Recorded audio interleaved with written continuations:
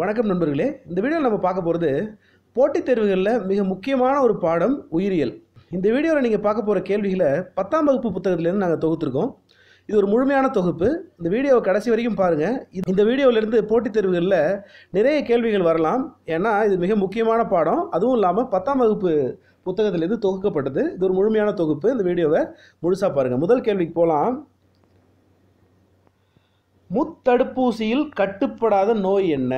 போட்டித் தேர்வுகளில் எப்பொழுதுமே மனித நோய்கள் மற்றும் நோய் தடை காப்பியல் மிக முக்கியமான ஒரு பகுதி. அந்த பகுதியிலிருந்து இந்த வீடியோவில் நிறைய கேள்விகள் தொகுத்துருக்கோம்.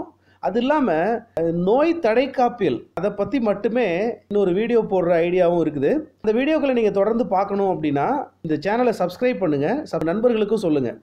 முதல் கேள்வி, முத்தடுப்பூசியில் கட்டுப்படாத நோய் என்ன? சரியான விடை ரூபெல்லா அப்படிங்கிறது. அப்போ முத்தடுப்பூசியில் கட்டுப்படும் நோய்கள் என்னென்ன? தொண்டை அடைப்பான், டெட்டனஸ், கக்குவான் இருமல். இந்த முத்தடுப்பூசி குழந்தைக்கு எப்போ போடுவாங்க அப்படின்னா 6வது வாரத்தில் போடுவாங்க. 15 மாதத்திலிருந்து 2 வருட இந்த இடைவெளிக்குள்ள ரூபெல்லா அப்படிங்கிற தடுப்பூசி போடப்படுது. இரண்டாவது கேள்வி, வைரஸால் ஏற்படும் நோய் என்ன? டைஃபாய்டா, போலியோவா, தொழுநோயா, காசமா? இதில் டைபாய்டு, தொழுநோய், காசநோய் இது எல்லாமே பாக்டீரியாவால் ஏற்படுது. போலியோ மட்டும்தான் வைரஸால் ஏற்படும் நோய். டைபாய்டுக்கு காரணமான பாக்டீரியா எது அப்படின்னு பார்த்தீங்கன்னா சால்மோனெல்லா டைஃபி. அதுக்கப்புறம் தொழுநோயை ஏற்படுத்துகிற பாக்டீரியா என்ன அப்படின்னு பார்த்தீங்கன்னா மைக்கோபாக்டீரியம் லேப்ரே அப்படின்னு பேர். காசநோயை உருவாக்குற பாக்டீரியா பேர் என்ன அப்படின்னு பார்த்தீங்கன்னா மைக்கோபாக்டீரியம் டியூபர்குலோசிஸ், டிபி அப்படின்னு சொல்லுவாங்க. டியூபர்குலோசிஸ் அப்படிங்கிறது தான் டிபி. அப்போ ஒரு காசநோயை ஏற்படுத்துறது மைக்கோபாக்டீரியம் டியூபர்குலோசிஸ், தொழுநோயை உருவாக்குறது மைக்கோபாக்டீரியம் லேப்ரே அப்படிங்கிறது, டைஃபாய்டை ஏற்படுத்துறது சால்மோனெல்லா டைஃபி அப்படிங்கிறது. மூன்றாவது கேள்வி, காற்றின் மூலம் பரவும் நோய் எது? இதில் இந்த 3ல் டைஃபாய்டு காற்றின் மூலம் பரவாது. ராபிஸ் வெறிநாய்க்கடி மட்டும் இல்லை, பூனைக்கடினால் கூட ராபிஸ் வரலாம். மூளைக்காய்ச்சல் அது ஒரு வைரஸ் நோய், அது தொற்று நோய் கிடையாது. தட் இஸ் காற்றின் மூலம் அது பரவாது. இந்த 4 ஆப்ஷனில் காற்றின் மூலம் பரவும் நோய் எது அப்படின்னு பார்த்தீங்கன்னா காசநோய். நான்காவது கேள்வி, டேஷ் என்பது மெலனின் வளர்சிதை மாற்ற குறைபாட்டால் வருகிறது. டேஷ் என்பது மெலனின் வளர்சிதை மாற்ற குறைபாட்டால் வருகிறது. இதற்கான சரியான விடை அப்படின்னு பார்த்தீங்கன்னா அல்பினிசம். இதற்கான சரியான விடை அல்பினிசம். ரெண்டாவது ஆப்ஷன் பாருங்கள், அனீமியா. அனீமியா அப்படின்னா இரத்த சோகை அப்படின்னு பேர். அனீமியா அப்படிங்கிறது இரத்த சோகை அப்படின்னு பேர். இது இரத்த சோகை எதனால் வருது? இரும்பு சத்து குறைபாட்டினால வரும், வைட்டமின் B12 குறைபாட்டினால வரும். இன்னும் நிறைய காரணங்கள் இருக்குது அனீமியா வர்றதுக்கு. ஆனால் முக்கியமான காரணம் இரும்பு சத்து குறைபாட்டால் வருகின்ற நோய் அனீமியா. சரி, இப்போ டயாபெட்டிஸ் இன்சிபிட்டஸ் அப்படிங்கிறது என்ன அப்படின்னு பார்த்தீங்கன்னா அடுத்த கேள்வியில் இதுக்கான பதிலை நீங்கள் பார்க்கலாம். டயாபெட்டிஸ் மெலிட்டஸ் அப்படிங்கிறது தான் நம்ம பார்க்குற சர்க்கரை வியாதி. டயாபெட்டிஸ் மெலிட்டஸ் அப்படிங்கிறது எதனால் வருது? இன்சுலின் குறைபாட்டினால வருது. நம்ம கணையம் இன்சுலினை கம்மியாக சுரந்துச்சு அப்படின்னா என்ன நடக்கும்? டயாபெட்டிஸ் மெலிட்டஸ் வரும். டயாபெட்டிஸ் இன்சிபிட்டஸ் அப்படிங்கிறது இன்னும் ரொம்ப மோசமான ஒரு நோய். என்ன காரணத்தினால டயாபெட்டிஸ் இன்சிபிட்டஸ் வருது அப்படிங்கிறத அடுத்த கேள்வி நம்ம பார்க்கலாம். அடுத்த கேள்வி, பெர்ஷீனியஸ் இரத்த சோகை நோயை குணமாக்குவது. பெர்ஷீனியஸ் இரத்த சோகை நோயை குணமாக்குவது வைட்டமின் B12. ஆறாவது கேள்வி, இன்சுலின் சார்ந்த நீரிழிவு நோயினால் பாதிக்கப்பட்டுள்ள மனிதனின் கணையத்தில் எந்த செல்கள் சிதைவடைந்திருக்கும்? பீட்டா செல்கள் சிதைவடைந்திருக்கும். இன்சுலின் சார்ந்த நீரிழிவு நோயினால் பாதிக்கப்பட்டுள்ள மனிதனின் கணையத்தில் எந்த செல்கள் சிதைந்திருக்கும் அப்படின்னு பார்த்தீங்கன்னா பீட்டா செல்கள் சிதைந்திருக்கும். கேள்வி நம்பர் 7, ADH அதாவது ஆன்டி டயூரெட்டிக் ஹார்மோன் அதன் குறை சுரப்பு எதனை தோற்றுவிக்கிறது? இதை எதை தோற்றுவிக்குது அப்படின்னு பார்த்தீங்கன்னா டயாபெட்டிஸ் இன்சிபிட்டஸ் அப்படிங்கிறத. கேள்வி நம்பர் 8, இரத்த வெள்ளை அணுக்களின் எண்ணிக்கையை குறைப்பதால் உண்டாகும் நோய் என்ன? இரத்த வெள்ளை அணுக்களின் எண்ணிக்கையை குறைப்பதால் உண்டாகும் நோய் கண்டிப்பாக டைஃபாய்டு. அடுத்த கேள்விக்கு போகலாம். கேள்வி நம்பர் 9, அனஃபிலஸ் பெண் கொசு ஏற்படுத்தும் நோய் என்ன? அனஃபிலஸ் பெண் கொசு ஏற்படுத்தும் நோய் உங்களுக்கு ஸ்ட்ரைட்டாகவே விடை தெரியும், மலேரியா. சரிதானே? அனஃபிலஸ் பெண் கொசு ஏற்படுத்தும் நோய் மலேரியா. அதை உண்டாக்கும் உயிரி என்ன அப்படிங்கிறத நம்ம முன்னாடி வீடியோக்களில் பார்த்துருக்கோம். உண்டாக்கும் உயிரி எது அப்படின்னு பார்த்தீங்கன்னா பிளாஸ்மோடியம் வைவாக்ஸ். முக்கியமான இன்னொரு கேள்வி, நாளமிலா சுரப்பிகளின் நடத்துனர் என்று அழைக்கப்படுபவர் யார்? நாளமிலா சுரப்பிகளின் நடத்துனர் என்று அழைக்கப்படும் சுரப்பி எது அப்படின்னு பார்த்தீங்கன்னா சரியான விடை பிட்யூட்ரி. கேள்வி நம்பர் 11, மார்பு பகுதியில் காணப்படும் நாளமிலா சுரப்பி எது? மார்பு பகுதியில் காணப்படும் நாளமிலா சுரப்பி தைமஸ். தலையில் காணப்படும் நாளமிலா சுரப்பி எது அப்படின்னு பார்த்தீங்கன்னா பினியலும் பிட்யூட்ரியும். சரி, தைராய்டு எங்கே காணப்படுது? தைராய்டு எங்கே காணப்படும் அப்படின்னா கழுத்து பகுதியில் காணப்படும் நாளமிலா சுரப்பி.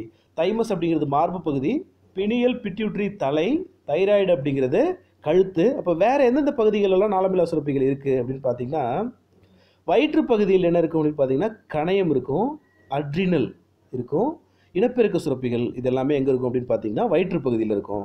மார்பு பகுதியில் காணப்படும் நாளமிலா சுரப்பி தைமஸ், தலைப்பகுதியில் காணப்படும் நாளமிலா சுரப்பிகள் பினியல் மற்றும் பிட்யூட்ரி, தைராய்டு கழுத்தில் காணப்படும், கணையம், அட்ரினல் மற்றும் இனப்பெருக்க சுரப்பிகள் எங்கே இருக்கும் அப்படின்னு பார்த்தீங்கன்னா வயிற்று பகுதியில் இருக்கும். 12வது கேள்வி, எக்ஸோகிரைன் எண்டோகிரைன் ஆக செயலாற்றும் நாளமிலா சுரப்பி என்ன? சந்தேகமே வேணாம், எக்ஸோகிரைன் எண்டோகிரைன் ஆக செயலாற்றும் நாளமிலா சுரப்பி கணையம். சரியா? கேள்வி நம்பர் 13, மாங்கனி கல் போன்ற கனி என அழைக்கப்படுவதன் காரணம் என்ன? மாங்கனி கல் போன்ற கனி என அழைக்கப்படுவதன் காரணம் அதன் உள்தோல் கல் போன்றது. அதன் உள்தோல் கல் போன்றது. இதுதான் சரியான விடை. கேள்வி நம்பர் 14, மூளைக்குள்ளும் வெளியேயும் நரம்பு தூண்டல்களை கடத்துவதாகவும் அனிச்சை செயலின் மையமாகவும் செயல்படுவது முகுலமா, பானசா, தண்டுவடமா, மெடுலா ஆப்லாங்கேட்டாவா அப்படின்னு பார்த்தீங்கன்னா இதற்கான சரியான விடை தண்டுவடம். கேள்வி நம்பர் 15, கட்டி போட்டால் குட்டி போடும் என்ற பொது பெயர் கொண்ட தாவரத்தின் இரு சொற்பெயர் என்ன? கட்டி போட்டால் குட்டி போடும் அப்படின்னு வந்தாலே உங்களுக்கு ஃப்ரையோஃபில்லம் ஞாபகம் வரணும். இதற்கான சரியான விடை ஃப்ரையோஃபில்லம். அடுத்த கேள்வி, டிஎன்ஏவின் வெட்டப்பட்ட துண்டுகளை ஒட்ட வைப்பதற்கு பயன்படும் நொதி என்ன? ஹார்மோன்னா என்ன, நொதினா என்ன? நாளமில்லா சுரப்பிகள் சுரப்பது ஹார்மோன், மற்றவை அனைத்தும் நொதி அப்படின்னு சொல்லுவோம். இப்போது டிஎன்ஏவின் வெட்டப்பட்ட துண்டுகளை ஒட்ட வைப்பதற்கு பயன்படும் நொதி என்ன அப்படின்னு பார்த்தீங்கன்னா டிஎன்ஏ லிகேஸ் நொதி. கேள்வி நம்பர் 17, குறிப்பிடும்படியான வேறுபாடுகளுடன் ஹைட்ராவில் புதிய சந்ததிகளை உருவாக்கும் முறை என்ன? குறிப்பிடும்படியான வேறுபாடுகளுடன் ஹைட்ராவில் புதிய சந்ததிகளை உருவாக்கும் முறை என்ன அப்படின்னு பார்த்தீங்கன்னா பால் இனப்பெருக்கம். சரியான விடை பால் இனப்பெருக்கம். கேள்வி நம்பர் 18, இயற்கை தேர்வு கோட்பாட்டை கூறியவர்? நேச்சுரல் செலெக்ஷன் அப்படின்னு சொல்லுவாங்க. கண்டிப்பாக சந்தேகமே வேணாம், சார்லஸ் டார்வின். மரபு கடத்தல் அப்படின்னா உங்களுக்கு மெண்டல் ஞாபகம் வரணும். சரிதானே? விலங்குகளின் உடலமைப்பு பற்றி பேசுகிறது யார் அப்படின்னு பார்த்தீங்கன்னா லாமார்க் உங்களுக்கு ஞாபகம் வரணும். விட்டேகர் அப்படிங்கிறது ஊர்வன பற்றிய மிகச்சிறந்த ஆராய்ச்சியாளர். அவர் ஒரு இந்திய ஆராய்ச்சியாளர். விட்டேகர் அப்படிங்கிறது ஞாபகம் வரணும். ஊர்வன பற்றிய ஆராய்ச்சியாளர் அவர். சரி, அடுத்த கேள்விக்கு போகலாம். உடலுறுப்பு பயன்பாடு பற்றிய விதியை கூறியவர்? உடலுறுப்பு பயன்பாடு பற்றிய விதியை கூறியவர் கொஞ்ச நேரத்துக்கு முன்னாடி சொன்னேன்.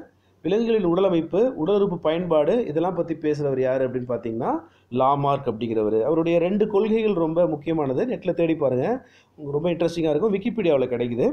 அடுத்த கேள்வி, உடற்செல் ஜீன் சிகிச்சை என்பது? உடற்செல் ஜீன் சிகிச்சை என்பது, இது ஸ்ட்ரைட்டாகவே நீங்கள் ஆன்சர் சொல்லலாம். உடல் செல் ஜீன் சிகிச்சை என்பது உடல் செல்லில் மாற்றத்தை ஏற்படுத்துகிறது. கேள்வி நம்பர் 21, ஒரே மாதிரியான இரட்டையர்கள் பற்றிய தவறான கருத்து. இப்போ கூட தடம்னு ஒரு படம் வந்தது, ரொம்ப இன்ட்ரெஸ்டிங்கான ஒரு படம். அதில் கூட இதற்கான பதில் சொல்லியிருப்பாங்க. ஒரே மாதிரியான இரட்டையர்கள் பற்றிய மிக தவறான கருத்து என்ன அப்படின்னு பார்த்தீங்கன்னா அவங்களுக்கு பிளட் குரூப் மாறி இருக்கும் அப்படிங்கிறது தான். 2 பேருக்கும் ஒரே பிளட் குரூப் தான் இருக்கும். 2 பேரும் ஒரு கருமுட்டையிலிருந்து உருவாகியிருப்பாங்க. ஒரே பாலினமாக கண்டிப்பாக இருப்பாங்க. பெரும்பாலான பண்புகளில் அவங்க ஒத்திருப்பாங்க. ஒரே மாதிரியான இரட்டைகள் பற்றிய தவறான கருத்து எது அப்படின்னு பார்த்தீங்கன்னா இரத்த வகை வேறுபடுதல். அடுத்த கேள்வி, நியூரான்களின் துணை செல்கள் நியூரோக்ளியா.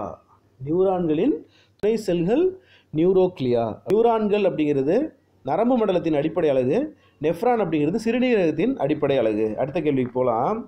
கடலில் கார்பனின் அளவை கட்டுப்பாட்டுக்குள் வைத்திருப்பது? சந்தேகமே வேணாம், பவளப்பாறைகள். கடலில் கார்பனின் அளவை கட்டுப்பாட்டுக்குள் வைத்திருப்பது பவளப்பாறைகள். கேள்வி நம்பர் 24, மனித உணவுக்குழல் பாதையில் அமையாத உறுப்பு எது? மனித உணவுக்குழல் பாதையில் அமையாத உறுப்பு கணையம். இறப்பை ஏற்படுத்தும் கடுமையான புரோட்டோசோவா வகை என்ன? இறப்பை ஏற்படுத்தும் கடுமையான புரோட்டோசோவா வகை பிளாஸ்மோடியம் பால்சிபாரம் அப்படிங்கிறது தான். கேள்வி எண் 26, உடலின் மூலச்செல்கள் எதிலிருந்து பெறப்படுகிறது? Stem cells.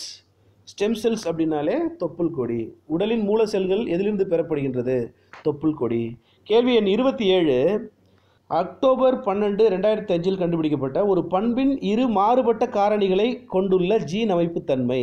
சரியான விடை அல்லீல்கள். கேள்வி எண் 28. காற்று மூலம் மகரந்த சேர்க்கை நடைபெறுவது.